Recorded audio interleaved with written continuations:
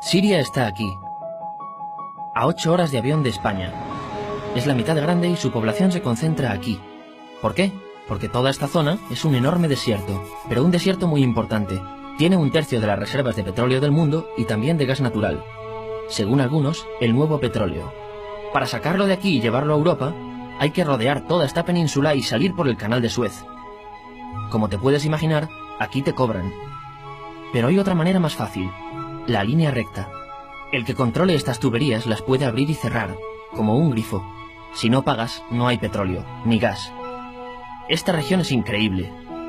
La civilización en el planeta empieza en 3 sitios y este es uno de ellos.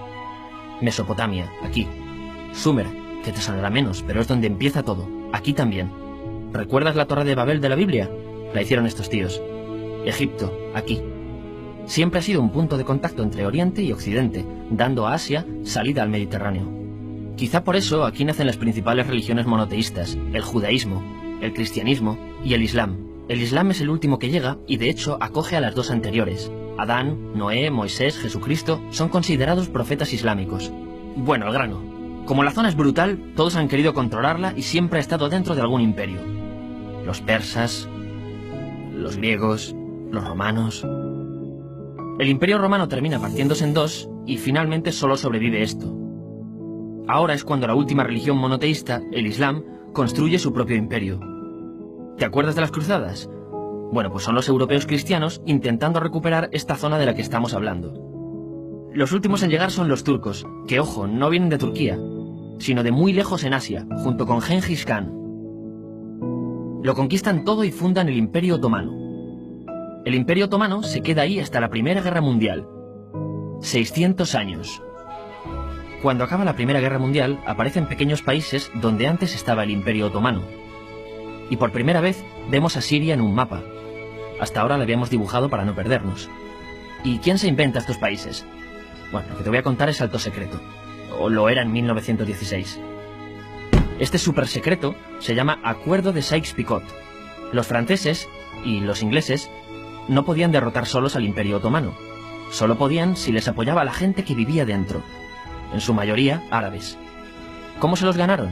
Pues les prometieron la Gran Arabia, un país solo para ellos. El único problema es que era un timo. Antes de seguir, recuerda una cosa. Los árabes son un pueblo, pero no una religión. O sea, un árabe puede ser musulmán, puede ser cristiano, y antes del Islam parece que hubo tribus árabes con tradiciones judías. Bueno, pues a los árabes no les dieron ese único país que les habían prometido. En su lugar, franceses y británicos crearon muchos países pequeños. Estos países, obviamente, no eran países de verdad, sino zonas bajo su control, con gobernantes puestos por ellos. Durante este tiempo hacen lo que quieren con la zona.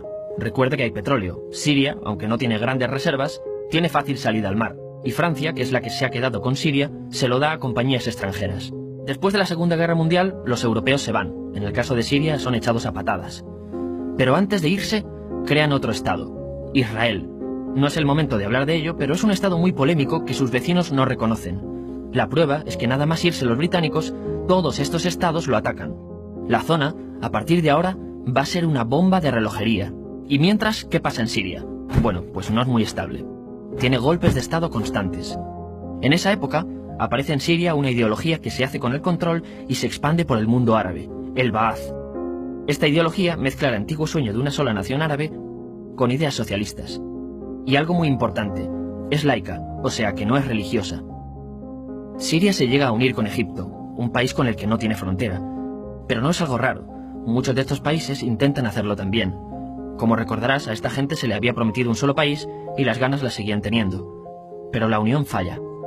En este tiempo, Egipto les convence para nacionalizar el petróleo. En Siria, Al-Assad, el padre del Assad de ahora, se convierte en jefe del estado Ba'ath. En Irak, también Ba'ath, comienza a ganar fuerza Saddam Hussein. Las diferencias entre ambos países dividen a los partidos Ba'ath de otros países en pro-Siria o pro-Irak. Ahora ocurre la Guerra Fría. El mundo se divide en 2. O eres de Estados Unidos o de la Unión Soviética. Son años muy movidos en los que se pegan constantemente con Israel, invaden su vecino Líbano y comienza una oposición islamista al régimen Ba'ath de Assad. Los hermanos musulmanes. Vale, volvamos atrás un momento. Recuerdas que la mayoría de árabes eran musulmanes, ¿verdad? Bueno, pues dentro de los musulmanes hay 2 ramas fundamentales. Suníes, la mayoría, y chiíes. En el caso de Siria, a pesar de ser un estado laico, los gobernantes como Assad y los jefes militares eran chiíes, los cuales representan menos del 13%. En cambio, casi el 70% de la población es suní. Un dato curioso es que los cristianos son casi el 10%. Que los chiíes controlen el gobierno y ejército mosquea a la población suní, y ese sentimiento es aprovechado por los hermanos musulmanes, islamistas radicales suníes. Estos toman las armas en la ciudad de Hama, en contra del gobierno, y Assad acaba con la revuelta a costa de matar miles de civiles y encarcelar a mucha gente. En el año 2000, Assad padre muere, y le sucede Assad hijo. Ante las presiones, libera a muchos presos, trae internet y esperanzas de cambio.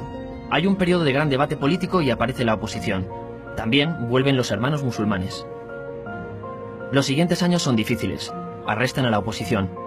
Y Bush incluye Siria en el eje del mal, y esto la aísla. Está mal visto negociar con Siria. Los kurdos, un pueblo que vive repartido por varios países de la zona, comienzan a protestar también. Hay represión y muertos.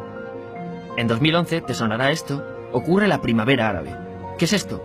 Bueno, es una protesta que se va propagando por todos los países árabes pidiendo más democracia. Como ves, el mundo árabe, a pesar de estar dividido en países, tiene tendencias generales. Cuando llega a Siria, Assad hijo termina usando el ejército y en los enfrentamientos mueren unas 1000 personas. Los enfrentamientos irán escalando hasta que se conviertan en guerra civil. No hay un momento exacto de inicio. Lo importante es que hoy en día hay numerosas facciones en juego. Vamos a verlas.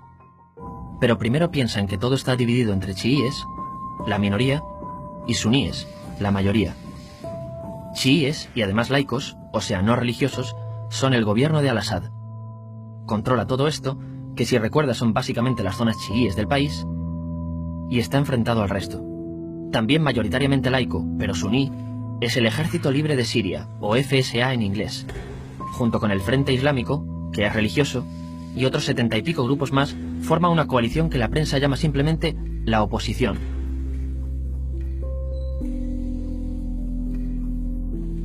También suníes e islamistas, pero radicales, son Al-Nusra, llamados Al-Qaeda en Siria porque son básicamente eso, Al-Qaeda en Siria.